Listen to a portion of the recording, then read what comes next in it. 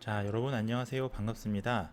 자, 이번 시간에는 임상 결정 지원 시스템, 줄여서 저희가 이제 CDSS라고 하는데요. 자, 임상 결정 지원 시스템이 무엇인지, 또 어떤 형태로 서비스가 제공되고 있는지, 그다음에 최신 기술 동향이 어떤지에 대해서 살펴보도록 하겠습니다. 자, 먼저 우리가 기본적으로 CDSS 이 약어를 보시면 클리니컬 디시전 서포트 시스템이라고 되어 있습니다. 이 약어를 이니셜을 이제 CDSS라고 따는데요. 원래 의료 분야 외에 다른 분야에서도 DSS라는 용어는 쓰여 왔습니다. 즉 살펴보시면 디시전 어떤 결정을 서포트 해주는 도와주는 시스템이라는 약자죠. 자, 그런데 여기 클리니컬이라는 표현이 들어가면 우리가 이제 의료 현장에서의 자, 어떤 결정 지원 시스템을 지원한다 라는 의미가 되겠습니다. 그럼 기본적으로 CDSS는 바로 환자 진료에 있어서 우리가 예방이나 진단이나 치료나 처방, 예후, 자, 이런 각 단계에서의 자, 의료 종사자들의 의사 결정을 도와주는 시스템, 이것을 의미한다라고 보시면 되겠습니다. 자, 여기서 우리가 현행 의료법상 그 어떤 예방부터 예후까지의 모든 결정은 바로 의료 종사자한테 있습니다. 따라서 의료 종사자의 의사결정을 도와주는 시스템이라는 게 결국은 AI를 지칭하게 되는 것이거든요. 결국 이걸 한마디로 요약하자면 다른 분야와는 다르게 어떤 결정을 어떤 여러 가지의 다양한 결정 중에서 하나의 결정을 우리가 축약할 수 있도록 도와주는 시스템에 불과하다라고 보시면 되겠습니다. 자, 그럼 지금부터 이제 이게 CDSS가 어떻게 국내에 도입이 되었고요. 그다음에 시장 현황이 어떤지, 또 기술 현황이 어떤지, 자, 이런 것들에 대해서 하나씩 살펴보도록 하겠습니다. 자, 우리가 앞서 말씀을 드렸다시피 이제 예방, 진단, 진료, 처방, 예후 이렇게 각각의 단계에서의 의사결정을 도와주는 시스템이라고 얘기가 되고 있습니다. 자, 의사결정을 도와준다는 건 과거에는 소위 이제 다른 분야에서는 데이터 마이닝이라는 용어로 사용되기도 했었는데요. 결국 이 필요성을 좀 더 강조를 드리자면 제가 한번 좀 써드리겠습니다. 여기 보시면 자, 우리가 의학적인 빨간색으로 써드릴게요. 의학적인 관찰하고요. 지식을 자, 이렇게 연결해주는 하나의 교두보라고 보시면 되겠습니다. 자, 결국은 이게 어떤 치료 목적으로 쓰는 건 아니고요. 예방하고 예후, 예후라는 거는 앞으로 좋아질지 나빠질지에 대한 판단을 얘기를 하고 있습니다. 그래서 결국은 이것은 향후에 이제 헬스케어의 질을 우리가 향상시키는 데 있어서 어떤 의학적 판단을 도와주는 것이라 볼 수가 있겠습니다. 우리가 따지고 보면 지식이라는 knowledge가 형성되기 위해서 여러 가지 관찰들이 있어 오고요. 관찰들을 통해서 과학적 근거가 쌓이게 되면 그것을 이제 knowledge, 지식이라고 하는데, 자, 이것을 보다 효율적으로 연결해 준다라는 게 되겠습니다. 이 CDSS는요, 기본적으로 우리가 뭐 진단하고 치료, 처방 이런 영역에서 주로 고려가 되고 있습니다. 특히나 우리가 진단 단계에서 보시면 이 전문의 선생님들이 특히 이제 임상 의사결정에 도움을 주어서 보다 정밀한 진단을 도와주기도 하고요. 그 다음에 치료와 처방 단계에서 우리가 혹시 아실지 모르겠습니다만, 자, 의약품 안심 서비스라는 게 있습니다. 제가 한번 써드리겠습니다. 자, 의약품 약입니다. 의약품 안심 서비스라는 게 있습니다. 서비스, 이걸 줄여서 우리가 DUR이라고 해요. 자, 드러그 유틸리제이션, 자, 리뷰라고 합니다. 자, 이것처럼 우리가 이게 이 의약품 안심 서비스는 사이드 이펙트라고 해서 우리가 부작용을 의미하거든요. 자, 이런 것들을 우리가 부작용이 있으면 안 되지 않습니까? 각각 약물들을 우리가 정확하게 복용을 해야 사이드 이펙트가 없이 안정적으로 약을 복용할 수가 있죠. 자, 이런 의약품 안심 서비스 DUR, 자, 이런 정보를 제공하는 게 하나의 CDSS의 형태인 거예요. 우리가 주변에 찾아볼 수 있는. 자, 이런 경우가 대표적인 사례라 볼 수가 있겠습니다. 결국 생각해 보시면 4차 산업혁명에 도래하던 3차 산업이던 간에 우리가 의료 환경이 고도화되고 전문화되면서 환자의 진료 전 과정을 우리가 아우를 수 있는 하나의 그런 의사결정 지원 시스템이 필요하게 될 것입니다. 자, 이때 우리가 CDSS라는 게 결국은 의학 분야에서 인공지능의 역할에 큰 주제로 우리가 작용할 가능성이 높게 되는 것입니다. 자, 본격적으로 그러면 이 CDSS에 대한 종류, 이 녀석이 뭔지 한번 살펴보실 텐데요. 자, 크게 보면 두 가지 종류로 구분할 수 있습니다. 이걸 좀 알아두시면 좋겠는데요. 첫 번째는 바로 지식 기반 CDSS라는 형태로 존재합니다. 자, 이것은 보시면 자, 지식 기반 Knowledge Based CDSS라고 우리가 표현하기도 합니다. 자, 첫 번째 유형인 이 지식 기반 그러면 CDSS가 무엇인지 제가 정리를 좀 해드리자면요. 이거는 주로 기존에 축적된 데이터, 그러니까 축적된 데이터에 대해서요, 우리가 상관관계나 어떠한 규칙을 포함하는 겁니다. 그래서 우리가 룰 베이스드라고 우리가 공학에서 말하는 그런 하나의 알고리즘 형태가 되어 있습니다. 그렇기 때문에 자, 지금 규칙이 여기선 중요한 거죠. 룰을 포함하기 때문에 이 룰은 어떤 형태로 우리가 주어지냐면요. 지식 기반에서 난리지가 우리가 지식이라는 것이 도출되기 위해서는 항상 if then의 형태로 이루어지게 됩니다. 자, 여기서 말하는 if then은 만약에 어떠한 경우에는 그 다음에 어떻게 할 것이냐 라는 거죠. 예를 들면 제가 만약에 암에 걸린다면 어떤 치료제가 있을 것이냐. 자, 이런 것이 하나의 if then의 규칙에 예시가 되어 있습니다. 자, 이러한 것들이 바로 우리가 지식 기반 CDSS, 소위 이제 룰 베이스드, 소위 이제 이것을 조금 더 전문적인 용어로는 knowledge based CDSS라고 얘기합니다. 자, 그다음 두 번째 형태는요, 바로 비지식 기반 CDSS가 되겠습니다. 자, 아까랑 영문 용어는 동일한데 none이라고 하는 게 하나 더 붙었죠. 자, 이것은 우리가 규칙에만 국한되는 건 아닙니다. 그래서 규칙에 기반되지 않고 규칙에 기반되지 않고 우리가 인공지능을 통해서 자, 과거의 병력이라든지 또는 뭐 임상의료 정보가 있겠습니다. 예를 들면 뭐 차트라든지 이런 것들이 있겠죠. 자, 그래서 이런 데서 발견된, 그러니까 새롭게 발견하는 거죠. 자, 이게 중요한데요. 자, 한마디로 요약하면 이겁니다. 패턴입니다. 새로운 패턴을 학습해서요. 자, 새로운 패턴을 학습해서 어떻게 하느냐? 의사결정을 제공하는 거죠. 자, 여기까지 보시면 자, 규칙이 아니라 자, 중간 내용을 좀 수식어는 생략하고 임상 의료 정보, 이것을 우리가 데이터라고 얘기한다면 자, 새로운 데이터에서 발견된 패턴, 즉 패턴을 학습해서 이것을 요기에 대한 결과를 도출한다. 즉 이것을 이제 의사결정이라고 표현을 하고 있습니다. 그러면 결국 이게 뭐죠? 바로 인공지능의 정의가 되는 거죠. 우리가 소위 얘기하는 뭐 인공신경망, 그 심층신경망 이런 모델들은 보시면 데이터에서 새로 발견된 어떠한 형태의 패턴을 학습해서 그것을 이용해서 어떤 결과를 도출한다가 되지 않겠습니까? 자, 거기에 자료라는 것을 임상의료 정보, 그 다음에 어떤 결과라는 것을 의사결정이라는 용어로만 바꿔줬을 뿐이죠. 결국 우리 따지고 보면 지식 기반 CDSS는 과거의 컴퓨터 공학에서의 룰 베이스드 모델이 될 거고요. 비지식 기반 CDSS는 바로 인공지능, 인공신경망에 좀 더 가까운 모델이 될 겁니다. 우리 비지식 기반 CDSS가 이제 화두가 되고 있는데 이거는 주로 한 가지 질병에 대한 증상을 우리가 발견하기 위해서 많이 씁니다. 예를 들면 뭐 암이라든지 뭐 후두암이라든지 피부암이라든지 자, 이런 모델들을 예측하는 어떤 인공지능을 만든다라고 했을 때 우리는 이것을 비지식 기반 CDSS라고 우리가 표현을 많이 하죠. 자, 근데 이제 문제는 뭐냐 하면 비지식 기반 CDS는요, 이제 데이터 확보가 가장 큰 문제가 되겠습니다.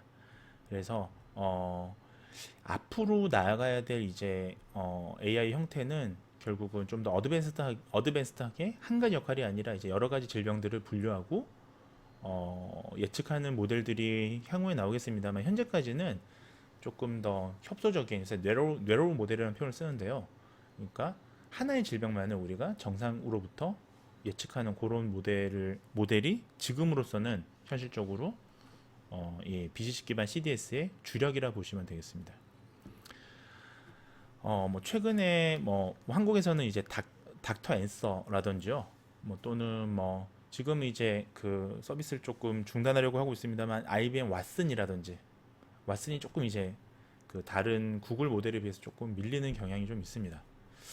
자, 어쨌든 이런 것들은 결국은 특정 질환에 대해서 우리가 의미 있는 어떤 결과를 예측하자라는 관점에서 시작된 것들이거든요. 자, 또한 지금 BCC 기반 CDS가 이렇게 발달하고 있는 데 있어서 또 한 가지 영향을 미친 거는 바로 딥러닝 기술이죠. 자, 여기 써드리겠습니다. 딥러닝이라고 하는 자, 이 딥러닝의 핵심은 뭐냐라고 저는 어떻게 생각하냐면 이거는 초정밀 판별. 자, 여기서 말하는 초정밀은 결국은 정확도가 굉장히 높다는 거죠. 그러니까 기존 모델의 어떤 알고리즘보다 딥러닝 기반을 쓰게 되면 높은 정확도를 가져올 수 있습니다. 그래서 이제 어떤 질환에 대해서 우리가 진단을 내릴 때 특히 우리가 어떤 치료법 효과적이다 뭐 이런 것들을 우리가 파악하기 위해서 뭐 기존의 진단 방법하고요 새롭게 진단된 방법하고 어떤 게 더 뭐 효과적이냐 이런 걸 볼 때 정확도나 정밀한 이런 값을 우리가 도출할 때 딥러닝을 많이 씁니다. 자, 그럼에도 불구하고 딥러닝은 뭐 여러 가지 문제가 있는 건 여러분 잘 아실 겁니다. 특히 이제 블랙박스의 문제가 있어서 성능은 정말 이제 정확도나 정밀도는 굉장히 높아지고 있습니다만 문제는 이제 이러한 과정이 결과가 어떻게 도출되는지에 대한 인식을 인간이 이해할 수 없는 아주 복잡한 구조로 지금 되어 있기 때문에요. 생략되어 버리기 때문에 우리가 결과만을 알 수 있거든요. 그래서 사실 다시 최근에는 정말 최근에는 다시 룰 베이스들을 어떻게 지금 블랙박스 모델의 화이트박스를 적용할 것이냐가 요즘 최근에 또 화두가 되겠습니다. 뭐 소위 이제 최근 한 3년 전부터 3, 4년 전부터 있어 왔던 Explainable AI가 바로 그러한 시도가 되겠습니다. 또 한 가지 이제 한 가지 흥미로운 거는 이 지금 BGG 기반 CDSS는 아까 제가 앞서 말씀을 드렸던 이 데이터 확보가 참 중요하다고 그러는데요. 최근에 또 어떤 이제 화두가 있었느냐? 한 5년 전부터 있었던 게 바로 일렉트로닉 헬스 레코드, 소위 이제 우리가 줄여서 EMR이라고 하거든요. 자, EMR 전자 이제 기록이죠. 메디컬 레코드죠. 여기에 굉장히 많은 정보가 많이 들어가 있습니다. 사실은 우리가 그래서 이 정보하고요. 만약에 지금은 EMR 자료를 의료 종사자분들이 이것을 이제 우리가 해독하고 뭐 판별하고 우리가 처리를 하는데 이걸 CDSS랑 결합하자라는 시도가 대략 한 5년 전부터 꾸준하게 좀 많은 시도가 있어 왔습니다. 물론 그 전부터 있어 왔지만 본격적으로 이게 인공지능의 어떤 딥러닝 기술하고 결부되면서 왔던 거는 이것도 좀 최근의 일입니다. 자, 근데 이제 문제가 뭐냐면 왜 최근 일이라고 제가 말씀을 드렸냐면 이게 한 두세 가지로 요약해서 말씀을 드릴 수가 있는데요. 하나는 기술적인 문제가 있어요. 그러니까 이 EMR하고 CDSS를 붙여서 쓰는 게 이게 생각보다 쉽지 않습니다. 이게 왜냐하면 완전 정형 데이터가 아니기 때문에요. 그리고 서로 다른 이종의 데이터를 어떻게 이거를 붙여서 이제 모델링을 구축할 것이냐 사실 그런 기술적인 문제가 있고 두 번째는 바로 개인정보적인 문제가 있는 겁니다. 소위 이제 개인정보보호법이 의료 분야에서는 조금 이렇게 조금 강합니다. 사실은 왜냐하면 제가 어떤 물건을 산다라고 하는 정보랑 제가 어떤 질병을 가지고 있다라는 정보는 정보의 가치 자체가 다르죠. 질병 정보는 더 예민한 정보죠. 그래서 자, 이런 어떤 개인정보 보호 문제도 있고요. 그 다음에 로우 데이터가 무결해야 되는데 신뢰성의 문제도 있습니다. 또 한 가지가 그러니까 예를 들면 제가 확보한 이 데이터에 정말 아무런 결점이 없어야 되는데 소위 그것도 쉽지가 않죠. 그래서 이런 부분들을 이제 향후 이런 여러 가지 뭐 법률이나 정책적인 분야에서 해결돼야 될 문제이고요. 자, 궁극적으로는 우리가 결국은 뭐 향후에 아마 형태는 추측컨대 아마 조만간 도래하는 미래에 EMR하고 딥러닝, 특히 또 인공지능 기술 중에 심층학습법하고요. 이거를 이제 융합해서 아마 이런 요구들이 많기 때문에 이런 기술들이 보편화될 것이다 라고 생각이 들고 있습니다. 자, 그러면 여기까지 보시고 제가 요거 좀 지우겠습니다. 짠, 지우고요.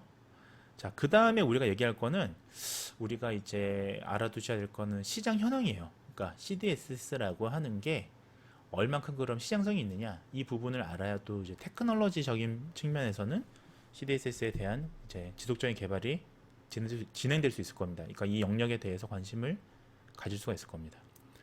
근데 이게 시장 현황 결론적으로 말씀드리면 아주 유망하다 볼 수 있습니다. 왜냐하면 지금 고령 인구가 굉장히 빠르게 증가하고 있죠.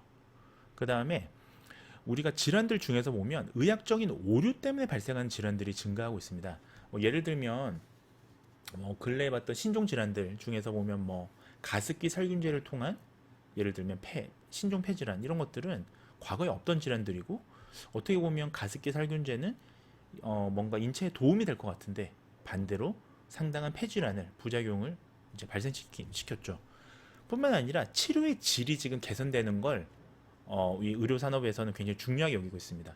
그렇기 때문에 여러분들도 아프시면 동네 병원보다는 삼성의료원이나 아산병원처럼 큰 병원에 가는 거잖아요. 즉 우리가 의료의 질이라는 부분에 있어서 최신 기법, 최신 수술, 최신 트리트먼트, 자 이런 것들을 우리가 제공하는 게 의료산업의 트렌드입니다. 경쟁력이죠. 그러다 보니까 결국은 이 의료산업 분야에서 이와 같은 니즈가 있어 왔고요. 그리고 헬스케어 분야의 투자가 증가하게 됩니다. 왜냐하면 4차 산업에서 결국은 질병을 낫게 하는 것 이상으로 중요한 거는 질병을 걸리지 않게 하거나 이후에 관리하는 것들이잖아요. 사전에 질병을 예방하자라는 게 정밀의학, 정밀의학의 우리가 핵심 키워드죠. 그러다 보니까 결국은 CDS 시장 규모가 폭발적으로 증가하게 됩니다. 자, 지금 보이시는 요 그림을 보시면 이제 우리가 이게 지금 GAGR이라고 해서 이제 성장하는 이 성장률을 얘기해요. 이건 뭐냐, Compound Annual Growth Rate라고 해요. 그래서 GAGR이라고 하는데, 자 여기 보시면 Clinical Decision Support System의 CAGR이죠. CAGR이라고 표현하면, 자 줄여서 지금 CDSS잖아요. 2013년부터 2018년까지만 성장률을 보시더라도 지금 어떻습니까? 지금 녹색 지역이 지금 보시다시피 연평균 10%가 넘어간 지역입니다. 자, 굉장히 지금 빠르게 성장하는 속도라고 보시면 되겠습니다. 자, 반면에 이런 물론 이제 아직 아프리카라든지 이쪽 남미 지역은 그래도 6에서 8%면 굉장히 높은 편이죠, 이것도. 자, 그리고 아시아를 한번 볼게요. 자, 지금 우리나라도 속해 있는 이 동아시아랑 중국, 인도, 대만. 자, 이 나라를 보십시오. 지금 보시면 9에서 10%. 결국 우리나라 기준으로 보시더라도요. CAGR이 지금 연평균 10%씩 증가하고 있다는 겁니다. 자, 생각해 보세요. 제가 연평균 10%씩 증가한다는 건 굉장히 빠른 속도입니다. 그렇다면 우리가 지금 현재 그런 성장 속도가 대략 한 과거 2013년에 비해서 10년 전에 비해서 21.5% 이상 총액이 지금 증가했다라고 우리가 볼 수 있는 겁니다.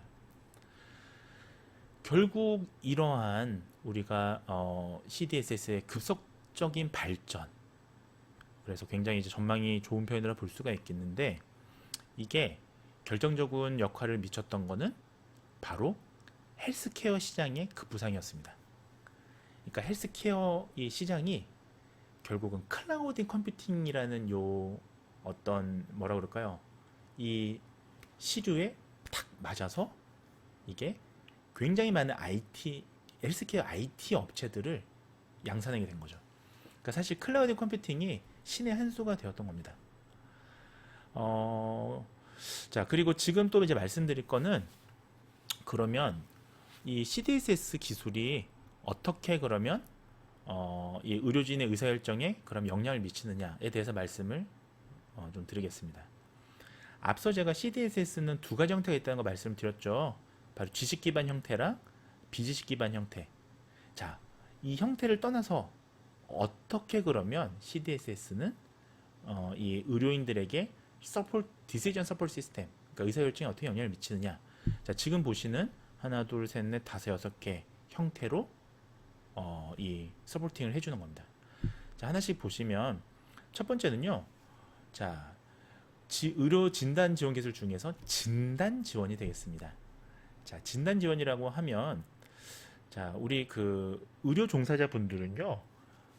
제일 이제 그 뭐라 그럴까요? 어려운 일들 중에 하나가 진단이에요. 그리고 이거는 고유의 권한이죠. 의료인의 고유의 권한이죠. 자, 결국은 이 CDSS는요, 의료 지식 시스템이라고 하는 하나의 형태를 기반으로 해서요, 환자의 데이터를 평가를 하게 됩니다. 자, 근데 사실은 우리가 환자 데이터를 가지고 의사 선생님들은 임상 경험이라고 하죠. 여러 가지 이제 경험에 의거해서 또는 이제 기존의 지식을 종합해서 진단을 하시게 됩니다. 자, 근데 이제 어떤 경우에 진단 지원이 효과적이냐? 두 가지인데요. 하나는 이제 임상의 선생님이 경험이 좀 부족하세요. 그러니까 경험이 부족한 경우에는 우리가 이론적으로 어떤 질병이 어떻다라고 딱 진단하기가 어렵습니다. 왜냐하면 여러분들 보통 병원을 찾으시면 증상 위주로 말씀을 많이 하시잖아요. 물론 이제 정확한 데이터가 있으면 더 좋죠. 뭐 MRI나 CT나 뭐 여러 가지 엑스레이나 물론 하지만 그것만으로도 여러분들의 어떤 증상만을 종합해서 어떤 질병이다라고 사실은 결정하기가 어렵습니다. 자, 이런 경우에 이 복잡한 이 패턴을 빠르게 찾아서 기존의 어떤 지식하고 종합해서 어떤 질병이다라고 결론을 내려주는 거죠. 두 번째는 자, 비연관된 희귀질환 케이스나 이런 케이스, 그러니까 희귀질환 케이스, 희귀질환이라고 표현할게요. 자, 왜냐하면 희귀질환은 경험이 많은 임상이라고 해도 접하지 못하는 경우가 있습니다. 예를 들면 아프리카 열대병 이런 것들이 한국에서 아프리카 열대병을 진단할 경험이 많은 의사 선생님이 많지 않을 거예요. 예, 고유의 풍속병이니까요. 자, 이런 것들은 우리가 잘 알지 못하는 지식은 분명히 있습니다만 이런 것들을 잘 지원해 줄 수 있다면 보다 효과적으로 환자를 진단할 수 있을 겁니다. 두 번째 형태는 바로 치료 방법 결정 지원입니다. 자, 예를 들면 환자한테 적용 가능한 치료 방법들은요, 서로가 좀 다른 경우가 있습니다. A 치료법도 있고 B 치료법도 있고 어떤 연구들에 따르면 이제 의사 선생님들은 연구를 그러면 참고하게 되죠. 근데 논문에서도 보면 A 치료법이 더 효과적이다. B 치료법이 더 효과적이다. 이렇게 결과가 불일치성하는 경우가 있습니다. 또한 보면 치료 방법들이 오류도 있을 수 있고요. 누락도 있을 수 있고요. 그 다음에 치료라는 게 완전 무결한 게 아니에요. 부작용이 있을 수 있죠. 사이드 이펙트가 있을 수가 있습니다. 자, 또는 치료의 성공 확률이 높아요. 예를 들면 A 치료가 더 후유증이 없는데 성공 확률이 낮습니다. 20%밖에 안 돼요. 근데 B라는 치료는 성공 확률이 40%예요. 근데 약간의 후유증이 많습니다. 이런 경우에 이런 유불리를 따질 때 이런 치료 방법을 결정 지어주는 이럴 때 우리가 CDSS가 쓰입니다. 특히나 이제 많은 치료법들이요. 기존 과거의 치료 계획들에 대한 규칙 베이스 형태로 지금 저장이 되어 있거든요. 그래서 치료 프로토콜이라든지 가이드라인의 지식 베이스는 CDSS의 도움을 받는 게 훨씬 수월합니다. 자, 이런 것들은 닥터 왓슨이라든지 닥터 앤서에도 다 들어가 있는 기능들이 되겠습니다. 지금 살펴보고 있는 CDSS의 기술 어떻게 그럼 도움을 주느냐? 세 번째는 처방 결정 지원입니다. 자, 우리 의사 선생님들이, 그러니까 그 의료진들이 많이 하는 것 중에 하나는 사실은 처방이죠. 자, 진단이 잘 나와 있고, 그 다음에 치료법을 우리가 지식을 얻었으면 세 번째, 그 다음 할 일이 바로 처방입니다. 자, 그러면 자, 의료 현장에서 이게 지금 굉장히 많이 쓰이는 이제 지원 시스템인데요. 특히 이제 뭐가 문제냐면 약들 중에서요, 여러분들 약이라는 게 상호작용, 인터랙션이 있어요. 그러니까 무슨 말이냐면 어떤 약과 어떤 약은 잘못 복용하면 굉장히 해로울 수도 있고요. 어떤 약과 어떤 약을 잘못 복용하면 이 약이 아예 효과가 상쇄되는 경우도 있습니다. 없어지는 경우도 있습니다. 따라서 이런 상호작용 정보를 일일이 우리가 다 외울 수가 없지 않습니까, 선생님들이. 그래서 그런 것들을 이 찾아주는 시스템이라든지요. 그 다음에 부작용도 체크해주고요. 예를 들면 A라는 약, B라는 약을 같이 동시에 처방하면 부작용이 있다. 이러면 처방하면 안 되지 않습니까? 이런 것들을 CDSS가 의사결정 지원 시스템으로 도와주는 겁니다. 자, 그 다음에 네 번째는 정보 검색입니다. 자, 이것도 굉장히 의료진에게 도움이 되겠죠. 의사 선생님들은 감에 의해서 처방하지 않습니다. 이분들은 이제 우리가 진단이나 치료 계획을 세울 때 여러 가지 정확한 데이터를 찾아서 우리가 거기에 근거해서 치료법을 세우죠. 자, 이 근거라는 게 어디서 나오죠? 논문에서 나오는 거예요. 논문. 그러니까 연구가 결국은 우리가 전 임상에서의 어떤 결과가 그렇죠. 이 하나의 근거가 되는 거죠. 이런 것들을 찾아줍니다. 그래서 정보 검색이 특히 IBM 왓슨 같은 경우는 이 뭐 매주 거의 뭐 6천 편, 6만 편의 이 의학 논문들을 재빠르게 분류해서 찾아주는 그런 서치 프로그램의 역할도 하고 있습니다. 자, 그 다음에 다섯 번째는 CDSS는 어떤 방식으로 의사결정 지원을 도와주느냐. 다섯 번째는 바로 의료 영상 분석입니다. 자, 이건 정말 인공지능이 잘하는 분야죠. 사람에겐 어렵고 인공지능에겐 잘하는 분야는 바로 영상 분석이 되겠습니다. 엑스레이라든지요, MRI라든지 CT. 자, 이런 이미징 우리가 자료라고 그러잖아요. 자, 여기서 그냥 고정된 게 아니라 만약에 연속된 영상, MRI 같은 경우 우리가 따릉 누르면 이게 연속해서 쫙 바뀌죠. 이런 경우에 발생되는 작은 변화, 사람의 육안으로 찾기가 굉장히 어렵습니다. 이거를 찾아주는. 자, 그래서 영상의학과 선생님들의 10명 있는 것보다 AI가 훨씬 더 효율적일 수 있죠. 그 다음 여섯 번째는 지금 현재 이제 많이 또 사용되는 건 위험 알림입니다. 이건 뭐냐면요. 환자의 모니터링을 하는 건데요. 하나의 디바이스를 줍니다. 디바이스는 뭐냐면 장치 같은 거예요. 예를 들면 여러분들 손목에 차는 이 워치 같은 형태. 자, 그러면 이 디바이스로부터 발생되는 센서 정보가 있을 거 아니에요. 그 정보를 분석해서 환자의 상태 변화나 발생하는 위험을 즉각적으로 알아챌 수 있도록 알림을 해줍니다. 이런 기술들이 지금 현재 우리가 가장 대표적인 CDSS 기술이라 볼 수 있습니다. 종합하면 결국은 CDSS, 어떻게 보면 이제 의료 인공지능이죠. 이것은 지금 말씀드렸던 6가지 방법으로 의료인의 임상 결정을 도와주는 겁니다. 자, 아셨죠? 자, 그러면 지금부터는 자, 그 CDSS가 어떻게 얼만큼 이제 많이 확대되고 있냐, 이게 시장성이 있냐, 그 말씀을 좀 드리도록 하겠습니다. 요건 좀 지울게요. 쓴 거는. 자, 지우고요. 우리나라를 먼저 말씀을 드리자면 사실 뭐 외국 사례보다 뭐 직접적으로 우리나라 사례를 알아야 되잖아요. 우리나라 같은 경우는 냉정하게 얘기하면요, CDSS가 아직까지는 이 좀 덜 확산되어 있다라고 말씀을 드릴 수가 있습니다. 일부 병원에서 지금 사용되고 있어요. 제가 알기로 한 16개, 15개 정도 병원에서 쓰고 있습니다. 예를 들면 닥터와스는 한 8개 병원부터 시작했는데 지금은 2배 정도 늘긴 했어요. 대표적인 병원은 분당서울대병원, 세브란스병원, 삼성의료원, 아산병원. 자, 근데 지금 말씀드린 거론한 요 병원들 어떻습니까? 메이저 병원이죠. 자, 메이저 병원 쓰고 있다라는 건 지금 우리나라 의료를 선도하고 있는 대형 병원을 쓰고 있기 때문에 앞으로 작은 대학병원들에서도 확산될 가능성이 높습니다. 아마 향후에는 EMR처럼 보편적으로 사용될 가능성이 높다라고 저는 이제 생각을 하고 있습니다. 이게 이제 늘기 위해서 중요한 게 CDSS에 대해서 우리가 이 병원이나 의료진이나 이걸 실제 사용하시는 분들이 이제 의사 선생님들이잖아요. 이분들이 인식이 또 좀 바뀌어져야 되고 이런 부분들은 있긴 합니다. 자, 결국 지금 현재는 그럼 어떻게 돼 있냐? 이 CDSS가 응용 프로그램에 하드 코드로 들어가 있어요. 인베디드 돼 있어요. 에디드. 그러니까 들어가 있는 거죠. 그리고 해당 응용 프로그램에 종속된 하나의 애드온이라고 그러거든요. 우리가 이런 걸 전문 용어로. 그래서 애드온으로 돼 있는 그런 형태로 제작이 되어 있습니다. 예를 들면 뭐 우리가 MRI 기계에 애드온 탑재시키는 거죠.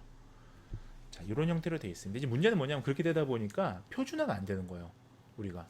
왜냐면 의료기기마다 동일한 어떤 자료 수집 형태나 이런 걸 쓴다면 문제가 될 게 없는데, 이제 만약 기계마다 다르다면, 독일 MRI랑 미국 MRI랑 뭐가 좀 다르다면, 거기서 파생되는 형태가 좀 다르다면 애드온 되는 게 또 서로가 달라져서 플랫폼이 이루어지지 않는다는 게 조금 문제가 있습니다.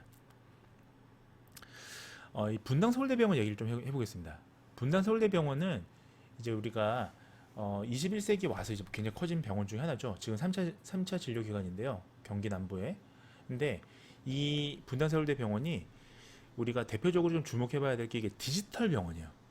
왜 디지털 병원 얘기를 쓰냐면 2003년도에 우리가 EMR을 도입하면서 이게 종이나 차트, 필름 없는 100% 디지털 병원으로 빠르게 변화했습니다. 왜냐하면 이게 후발주자였거든요. 이 분당 서울대병원이. 그러니까 다른 좀 오래된 병원에 비해서 좀 사실 조금 늦게 만든 병원이죠. 자, 그 다음에 분당 서울대병원이 굉장히 이제 이런 병원이 혁신적이다 저는 생각을 하는데, 2013년도부터 무슨 일을 했냐? 분당 서울대병원이 CDSS를 도입합니다. 그래서 CDSS를 도입하면 결과가 어떨까요? 일단 의료진 역할부터 볼게요. 의료진은 로딩이 줄죠.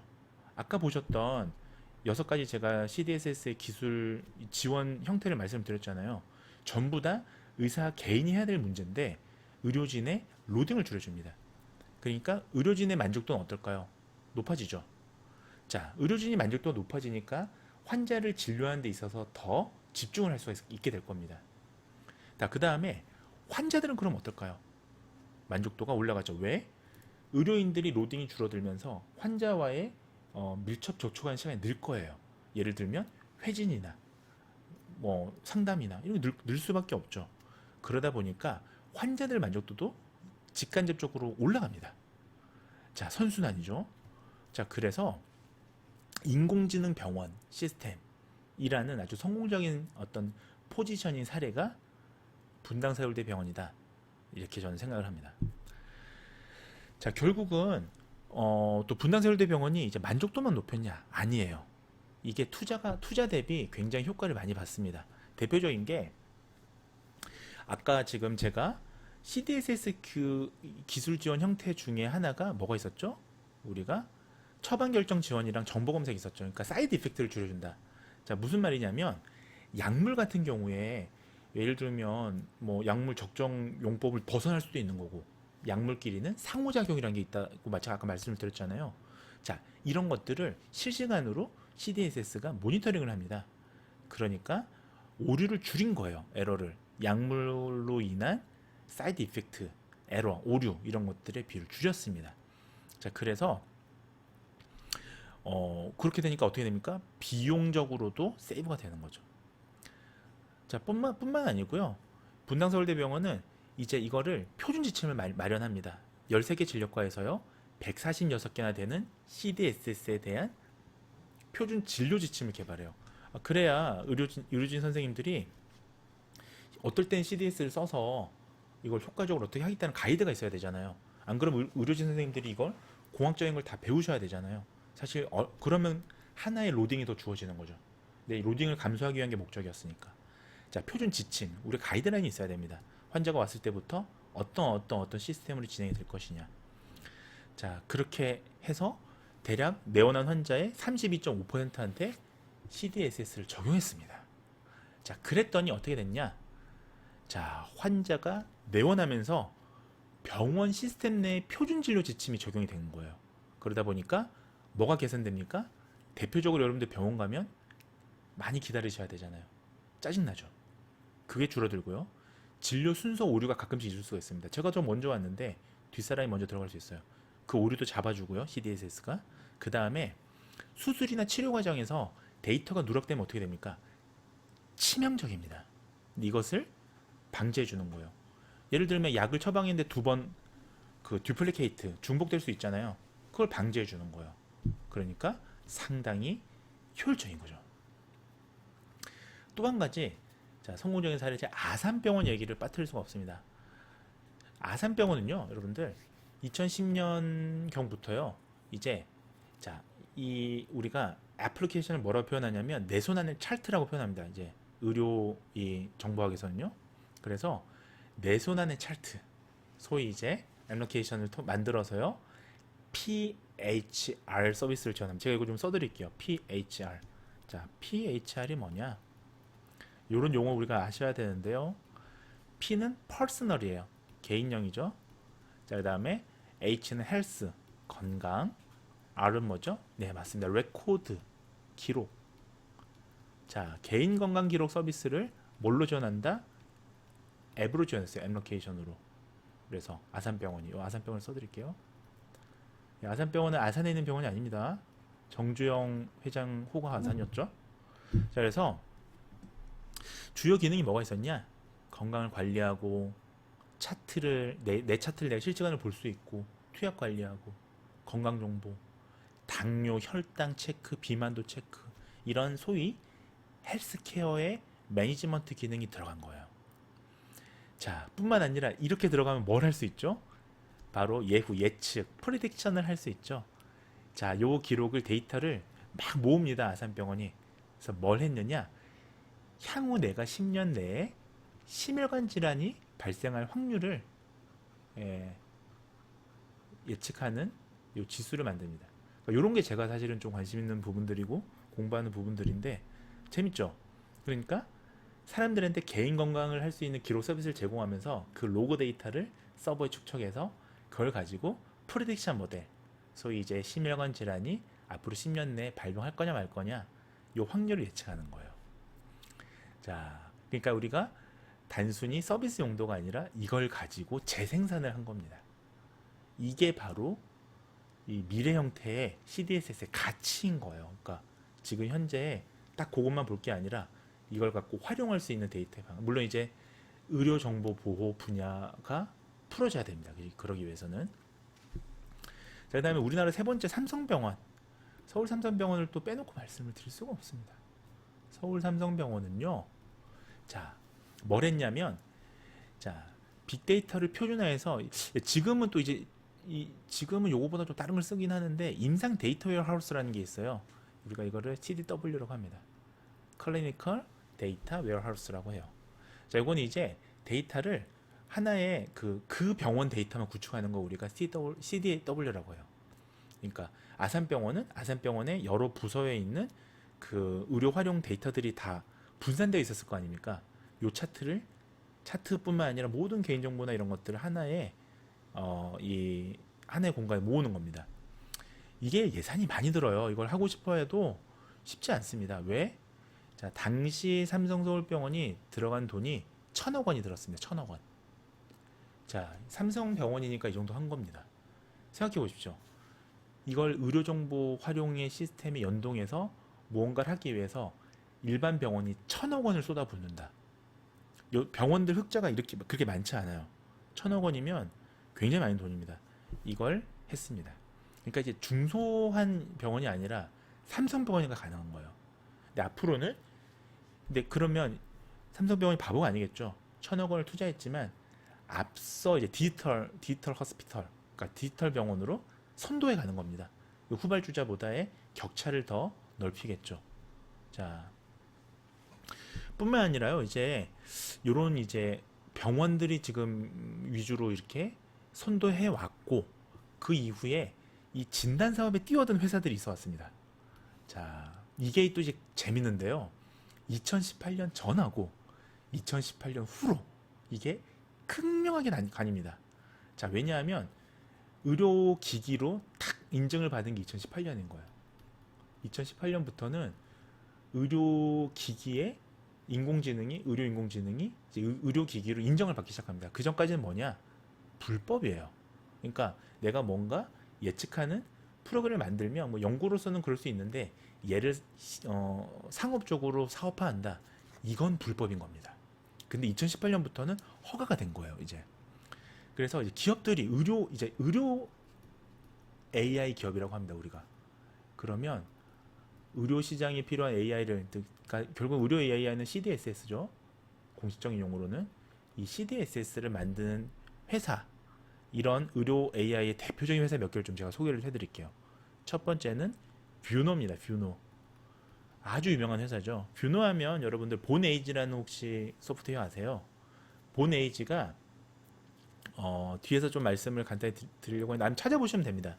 이 손가락뼈 마디 길이를 통해서 내가 향후에 어릴 때 그걸 재면요, 뭐 미래에 내가 성인이 됐을 때, 청소년이 됐을 때 키가 얼마큼 자랄지를 예측하는 이거를 사업화를 제일 먼저 했던 회사예요. 자, 이 뷰노메드가 뭘 했느냐? 지금 뷰노메드가 이것만 했다라고 얘기할 수 없습니다. 되게 요새 많이 하고 있어요. 이 분야에 많이 뛰어들고 있습니다. AI 회사가. 그래서 뷰노가 대표적인 게 폐암 환자, 폐암 예측 모델. 그러니까 폐암 환자의 CT 사진 있죠. CT 사진을 학습합니다. AI로 학습해서 진단 데이터를 모아서 뭘 하느냐? 폐암 예측 모델. 예측 예측 소프트웨어로 표현할게. 사실은 예측 AI를 만든 거예요. 사실은 예측 AI를 만든 거예요. 그러니까 이런 것도 재밌죠. 사실 이제 대표적으로 의료 인공지능 하면 이런 이미지 자료를 이용해서 손쉽게 이제 진단 보조하는 AI를 제일 많이 만듭니다. 자, 이 당시에 그 기존의 딥러닝 기술을 적용해서 우리가 만든 프로그램이 없었냐면 있었어요. 있었는데 진단 일치율이라는 게 있습니다. 진단 일치율은 뭐냐면 카파 지수라고 그래서 이제 CDSS가 진단한 그러니까 CDSS가 암이다, 폐암이다라고 이 결론 내린 거랑 실제 의사 선생님이 똑같이 그 자료를 보고 결과를 내립니다. 거기에 대한 일치도를 구하는 거예요. 이거 우리가 진단 일치율이라고 하는데 이 진단 일치율이 자, 높으면 높을수록 좋겠죠, 당연히. 높다라는 건 어떤 의미입니까? AI가 적어도 사람 의사만큼 정확하게 진단한다라는 거잖아요. 그 사람 의사에 대체할 수 있다 정도 되는 거잖아요, 적어도. 이때 진단 일치율이 60%에 불과했어요, 과거에는. 근데 뷰노에서 만든 지금 이 폐암 예측 AI가 정확도가 97%였습니다, 여러분들. 굉장히 학습량도 많았고요, 당시에. 97%면 어떻습니까? 굉장히 정확한 거죠. 자, 100명 중에 폐암 환자 100명 중에 97명은 이 뭐죠? AI로 뷰노에서 만든 AI로 검출 가능한 거예요. 왜 이렇게 높았냐?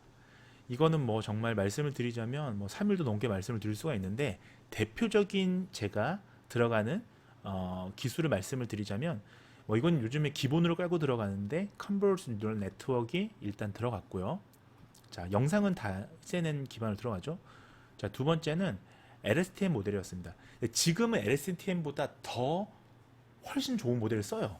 지금 예를 들면 뭐 그루 모델 이런 게 지금 더 많이 쓰는 모델인데 이때는 LSTM을 썼습니다. 그 다음에 세 번째는 이제 멀티 GPU인데요.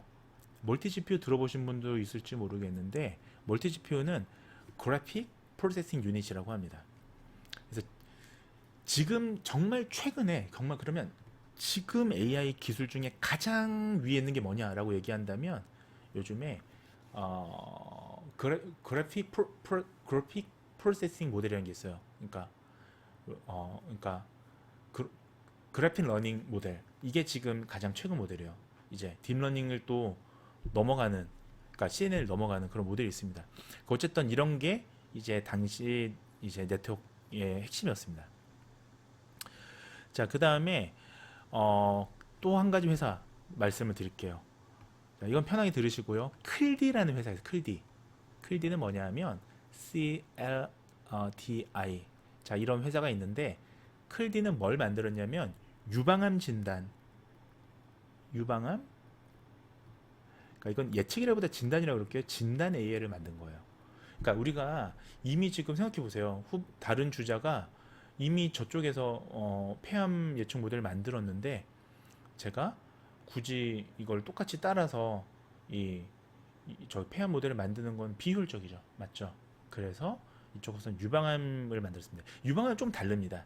이건 왜냐하면 이게 병리 데이터가 들어가요. 그러니까 앞서 우리가 뷰노 같은 경우는 이미지 데이터라고 그래도 우리가 뭐 CT나 MRI나 엑스레이가 들어가는데 이 유방암 진단 같은 경우는 이게 그 세포 분열, 그러니까 유사 분열 유방암 조직을 찾는 게 병리학적으로 굉장히 중요한 기술이었습니다. 그래서 이 딥러닝 알고리즘을 이용해서요, 이 유방암 진단 AI는 세포의 분열 과정 이미지를 분석해서 재빠르게 유방암을 진단하는 그런 기술을 개발했죠. 뭐 그 외에도 되게 많습니다. 뭐 딥노이드도 있고, 제가 말씀드리자면 굉장히 많은 회사가 있었고, 이런 회사들이 2018년 이전에는 적자가 어마어마했어요. 저도 이 회사들 평가를 하러 갔었거든요. 과거에 가면 깜짝 놀라는 게 한 해 적자가 막 80억씩 합니다. 70억, 80억. 대기업도 아니고 이런 작은 IT 회사가 적자를 70억을 본다라는 거는 뭐 사실 어마어마한 일인데요. 근데 결국은 버틴 회사가 승자죠. 지금 2018년 이후엔 이제 수익 모델로 서서히 접어듭니다. 자, 이 지금 뭐죠? 아까 말씀드렸던 뭐 뷰노라든지 딥노이드라든지 이런 회사의 AI 모델을 이제 병원에서 적극적으로 이제 도입하기 시작하고요. 결국은 승자 모드로 이제 돌입하는 거죠. 자, 지금 제가 보여드린 요 사진 있죠? 요 위에 게 아까 요 지금 글씨가 겹치니까 요 글씨 지우겠습니다. 자, 보시면 위에 게 지금 뭐 대표적인 폐암 진단을 도와주는 지금 뷰노의 이 저기 폐암 진단 AI였습니다. 지금 보시면 에큐러시가 그러니까 정확도가 굉장히 높았고요. 지금 이게 지금 보시면 요 지금 녹색으로 하는 게 이게 지금 그 세만틱 세그멘테이션 기술이거든요. 그러니까 우리가 눈으로 봤을 때 지금 이 폐 조직이 그래도 조금 단순하긴 해요. 그나마. 근데 이제 폐의 어떤 덩어리들 지금 도대체 어디가 문제냐 인 것을 폐에는 여러 가지 뭐 꽈리도 있고 여러 가지 있을 텐데 이러한 어떤 저 뭐라 그러죠? 앱노멀한 어떤 그런 조직을 찾기 위해서 세그멘테이션을 하는 거예요. 그러니까 이 부분이 문제가 있다라는 걸 표현해주는 그런 겁니다. 그래서 여기 지금 보시면 automatic segmentation 있죠. 이 세그멘테이션을 어떻게 하는 자동화하는 이 기술 이런 게 이제 당시 뷰노가 가지고 있던 고급 기술이었고요. 자, 그 다음에 제가 시간이 벌써 이렇게 됐네요. 두 번째 말씀드릴 거는 이제 국외 현황이에요. 그럼 우리나라는 이런데 그러면 외국은 어떠냐? 자, 외국을 얘기할 때 제일 먼저 얘기할 거는 미국입니다. 여러분들이 이 의료인공지능이 뭔지 몰라도 얘는 한번 들어보신 분들 많더라고요. 바로 IBM 왓슨입니다. IBM 왓슨 많이 들어보셨죠? 닥터 왓슨. 자, 이거는요 헬스케어 분야에서는 좀 선도적인 이 업체였어요. 그러니까 IBM이 사실은 구글이나 뭐 애플이나 이런 데에 비해서 원래 먼저 시작했습니다. 특히 헬스케어 분야에서. 이게 대표적으로 언제 대표적인 이제 이벤트가 있었냐? 2012년도에요. 그 미국 뉴욕에 가면 우리가 메모리얼 슬론 캐서링 암센터라는 게 있습니다. 줄여서 MSKCC라고 하는데요. 자, 여기에 이 암센터가 폐암 환자에 대한 치료법 진단을요, IBM이랑 협약을 합니다. 그러니까 그때는 IBM이 최고 회사였던 거예요. 그래서 이때 IBM 왓슨은 어떤 일을 했었냐면 서지 진단 프로그램이었습니다. 그러니까 예를 들면 60만 건의 의료 논문을 분석할 수 있는, 재빠르게 찾아줄 수 있는 그런 이제 레코멘데이션 하는, 제가 아까 그 6가지 이제 역할 중에 하나가 그런 역할, 정보 검색 역할을 했잖아요. 맞죠? 그리고 이 전문서적 페이지가 논문 외에도 전문서적이 200만 페이지를 데이터를 가지고 있었고요. 그 다음에 환자 사례도 2만 5천 건이나 있었습니다. 자, 이거를 왓슨한테 학습을 시켜가지고요. 환자별로 폐암 치료법이라든지 뭐 성별로 어떤 게 더 효율적인 치료법이냐 이걸 활용하기 위해서 이 캐서링 암센터하고 IBM이 MOU를 맺은 겁니다. 자, 그랬더니 이 미국에서 여러분들 병원 중에 혹시 이 병원 들어보셨나요? 되게 유명한 병원인데 앤더슨 병원이요. 자, 앤더슨 병원에서 그 1년 후죠. 2013년도에 백혈병 치료를 위해서 이제 왓슨을 시범 도입을 합니다. 자, 그 이후에 이게 얼마나 잘 나갔었냐, IBM 왓슨이요. 이 지금 앤더슨 병원에 미국을 대표하는 병원이죠. 여기에 이 닥터 왓슨을 시범 적용했는데 2014년도에 무슨 일이 있었냐면 미국의 임상학회라는 데가 있습니다. 자, 이 임상학술단체죠. 여기서 이제 연구를 했는데 자, 400명의 백혈병 환자들 사례를 이 왓슨이 학습을 한 거예요. 학습을 해서 이제 그 학습을 하고 나면 이제 새로운 데이터를 넣잖아요. 그래서 200명의 새로운 백혈병 환자를 이렇게 자료를 넣습니다. 그렇게 해서 이 백혈병을 이제 이 백혈병에 대한 치료법을 이제 평가하도록 한 거예요. 자, 그렇게 했더니 자, 아까 봤던 진단 일치도랑 비슷한 건데요. 자, 진단 일치도를 봤더니 의사 판단 대비 인공지능의 정확도가 82.6%로 나왔다고 합니다. 자, 이게 무슨 말이냐면 의사 선생님들이 백혈병의 이제 성별, 뭐 연령별 이런 거 뭐 상태를 보고 병의 뭐 시비리티를 보고 진행 정도를 보고 우리가 치료법을 적용한단 말이죠. 자, 그러면 여기서의 가장 정답에 가까운 건 의료인의 결정이 제일 가까운 거죠. 왜냐하면 CDSS는 의료인을 도와주는 시스템이니까. 맞죠? 그러면 CDSS, 즉 의료인의 답에 82% 가까이 정확했다. 즉 일치했다라는 거지 않습니까? 자, 그러면 이건 굉장히 높은 거죠. 그쵸? 자, 그 다음에 이 그 우리가 아까 그 보셨던 캐서링 암센터도 이제 데이터가 축적이 돼요. 아까 캐서링 암센터가 제일 먼저 우리가 MOU를 맺었잖아요. IBM이랑 2014년에 캐서링 암센터가 이제 자기애들 데이터를 가지고 얼마나 이 닥터 왓슨이 정확했느냐에 대한 연구 결과를 냅니다. 놀랍게도 이때는요, 대장암의 98%, 자궁경부암은 100% 진단 일치도를 보였습니다. 자, 이 얘기는 무슨 말이냐? 정말 의사 선생님의 역할을 IBM 닥터 왓슨이 한 거죠. 자, 근데 여기에 대해서는 제가 좀 드릴 말씀이 많이 있습니다. 다만 지금 제한된 시간 내에 드리기에는 좀 시간이 너무 많이 걸려서, 자, 왜 이런 결과가 나왔냐? 이렇게 정확도가 높았냐? 진단 일치도가 높았냐? 이거 사실 좀 맹점이 있는데요. 자, 이 시간에 말씀드리진 않을게요. 시간이 좀 많이 남아있지 않는 관계로. 자, 그래서 짠 요 밑에 보이시죠? 자, 여기 보시면 average precision이라고 되어 있습니다. by disease site. 그러니까 이 질병에 대한 우리가 그 질환별로 우리가 이 average 평균 이 precision이 얼마나 정밀도가 얼마나 높았냐를 본 거예요. 자, 그래서 뭐 first 첫 번째, middle, last 이거에 대해서 얼마큼 높았냐 일치도를 본 겁니다. 자, 그 외에 굉장히 높은 걸 볼 수가 있죠. 자, 그 외에도요, MGH라고 있습니다. MGH라는 이제 병원, MGH 굉장히 유명한 병원이에요, 참고로. 자, 여기서도 보면 이제 닥터 왓슨 말고요, 이제 닥터 왓슨만 있진 않죠. 이게 후발주자인데요. 디엑스플레인이라고 하는 요 또 이제 그 프로그램이 있습니다. 자, 이건 뭐냐면 환자의 징후나 증상이나 이런 것들을 데이터를 기반으로요. 그 다음에 각종 이제 병리학적인 데이터를 기반으로 해서 우리가 그 진단 순위를 포함해서 진단들을 제공해 줍니다. 예를 들면 뭐 이게 감기인지 독감인지 이런 증상들이나 이런 병리적인 검사들을 기반으로 1위 독감, 이 사람은 2위 뭐 한 20% 확률로 뭐 감기 뭐 이런 식으로 질병에 대한 진단의 순위까지도 포함을 한 게 좀 특징적인데요. 디엑스플레인 같은 경우도 많이 쓰였습니다.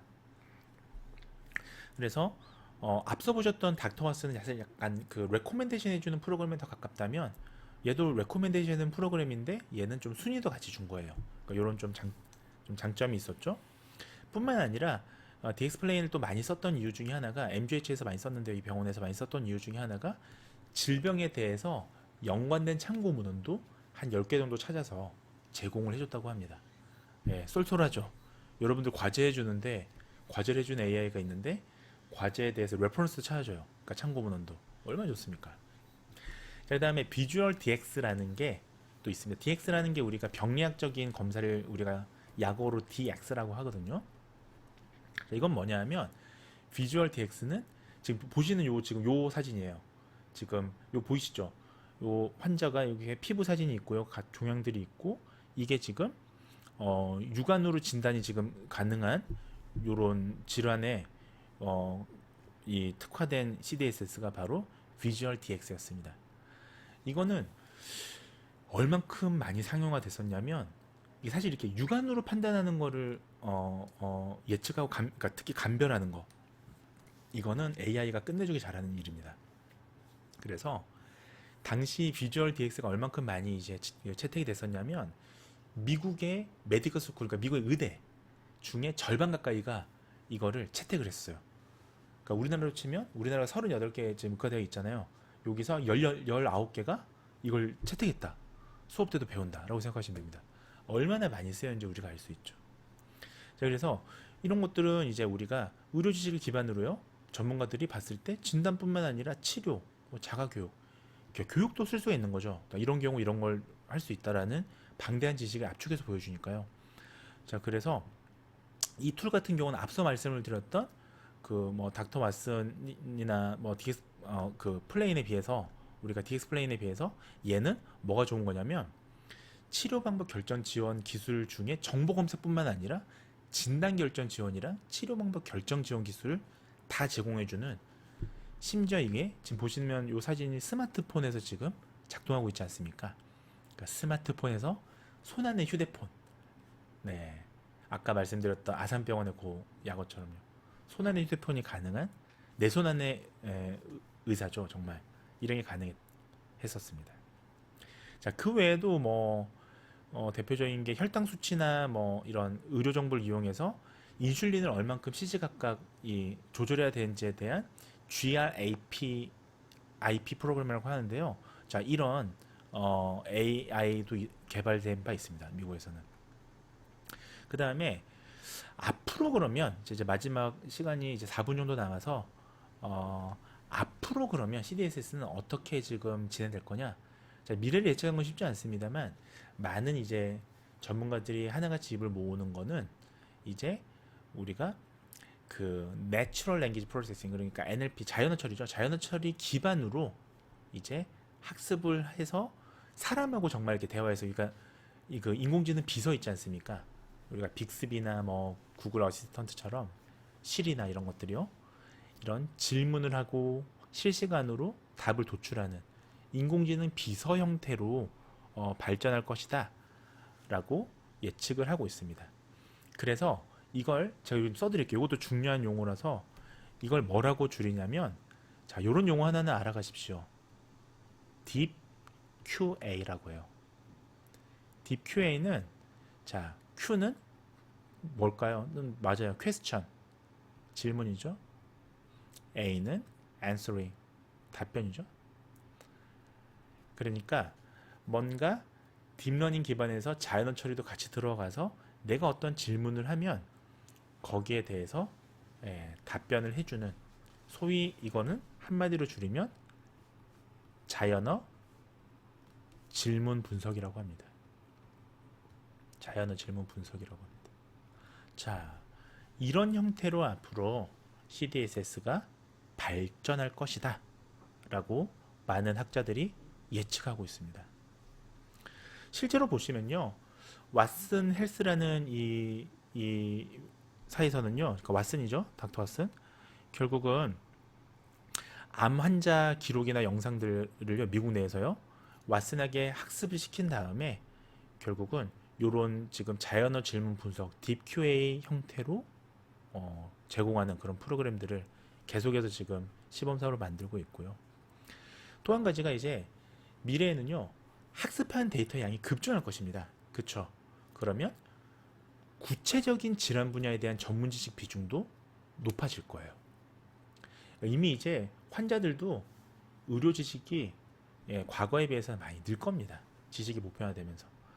자, 그러면서 우리가 이런 임상결정 지원 시스템, 소위 앞서 보셨던 6가지 형태의 CDSS 지원을 위한 우리가 예측 정확도도 더 높아질 거 아닙니까? 그렇기 때문에 더 복잡한 걸 해결하는 자연어 질문 분석인 딥QA가 더 보편화될 것이다.